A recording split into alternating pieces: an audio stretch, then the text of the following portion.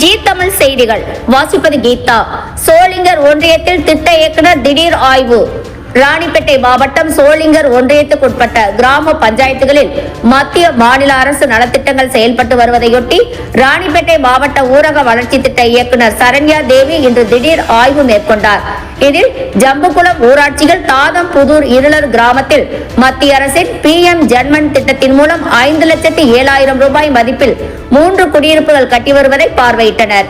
மேலும் கலைஞர் கனவு இல்லம் கம்பம்பாளையம் கிராமத்தில் கட்டி வருவதையும் பார்வையிட்டார். இதனைத் தொடர்ந்து சிக்கடிக்குப்பம் கிராம பஞ்சாயத்துக்குட்பட்ட பகுதியில் சிறுகாடு வளர்ப்பு திட்டத்தின் பார்வையிட்டு நாற்று சாகுபடி, விதை நேர்த்தி உள்ளிட்டவை பார்வையிட்டு அதே பகுதியில் மத்திய அரசின் 100 நாள் வேலை திட்டத்தை பார்வையிட்டு ஆய்வு செய்தார்.